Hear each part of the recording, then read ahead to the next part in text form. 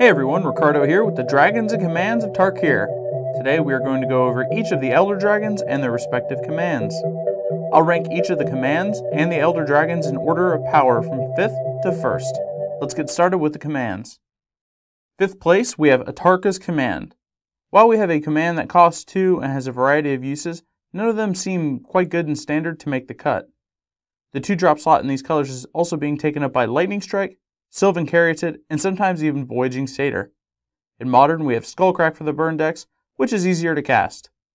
In Scapeshift, we have Explorer, which is a card they already don't use. Even Brian Kibler complained, saying, "So blue-white control is getting Crypt Command, and red-green is getting Gruul Charm Command?" This card might see some play, maybe I'm completely off, however I'm quite sure this is going to be a casual card at best. Kolaghan's Command comes in number 4.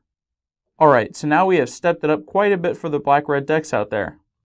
Paulo Vitor Damadorosa even said, if you can ever kill something with Kolaghan's Command, either a creature or an artifact, then it's pretty.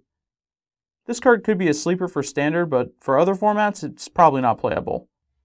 Surprisingly, at number 3, we have Ojutai's Command. I really like this card, and I'll probably play it. However, by comparison of Salome, Gars, and Dramoka's Command, I can't say it's the best. Now, we have a card that has very useful modes, but it's only going to help maintain control, but not gain control. Also, in control decks, we don't have too many creatures that cost 2 that we want to bring back. With all of that said, this card is pretty useful, and I expect it to see some play in Standard. Coming in at number 2, we have Salomgar's Command. I'm sure a bunch of you are surprised, but I'm pretty sold on this card. It hasn't received a bunch of notice though, and that's probably because it costs 5. That's a bunch of mana, but look at the value you get. You have 2 choices of any negate, boomerang, last gasp, and destroy a planeswalker card. This can pull you out of a bunch of sticky situations and help you maintain control. I'm excited to play this card, but probably only in Standard. Coming in at number 1, we have Dramoka's Command. Now this was quite close. This card is ridiculous and there's no way it doesn't see play. It can save your creatures from burn spells and has 2 sweet combat tricks and a mainboard answer for enchantments. LSV is calling this Rhino Fight. I can't think of anything more I would want for this card, however it's very reliant on having creatures.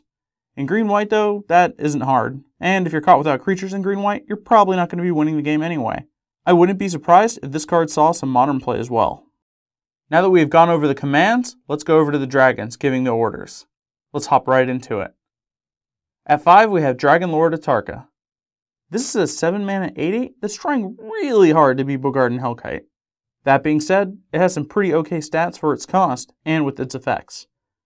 He has an immediate presence on the board, and getting to 8 mana in these colors isn't very difficult. But do we want to cast this guy instead of making a Polychronos Monstrous, or casting Genesis Hydra with a heavy X cost? Probably not. Let's move on. At number 4, we have Dragon Lord Dramoka.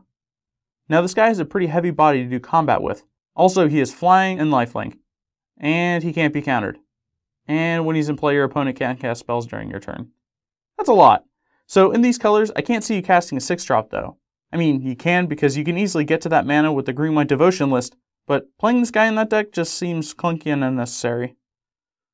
Dragon Lord Kolaghan comes in 3rd. Holy cow, this guy is just downright mean. He's got a great fit for a long-range Mardu deck. Giving all other creatures haste is very powerful, and he's got 5 toughness, so he can just eat rhinos all day. His last ability is pretty overwhelming too. If your opponent casts a copy of a creature or planeswalker you've already dealt with, they're going to lose 10 life. I'm pretty excited to see what people do with Kolaghan. In 2nd place, we have Dragon Lord Salomgar. In Fate Reforged, he has already seen play as a 3/7 hexproof creature with his ability to knock out goblins and elves. Now he's mind-controlling planeswalkers and creatures. This ability can just completely warp the game. His cost isn't restricting for this card at all. You always want to wait to see what your opponent's tricks are, and by turn 6, you've probably seen them all. Grabbing an enemy Rhino, a Stormbreath Dragon, Ashiok, etc. can just turn the game around. He's going to prove to be a solid creature. In 1st place, we have Dragon Lord Ojutai. Another super close one, but I have to give this one to Ojutai. He's a creature that's going to live to your next turn, barring any end hostilities or Crux of Fate. His ability is super relevant for control players that need to dig for answers as well. Now, he is the only dragon that didn't get another static ability alongside flying that passively works. However, you can almost always untap with him on the battlefield, which makes him incredibly powerful.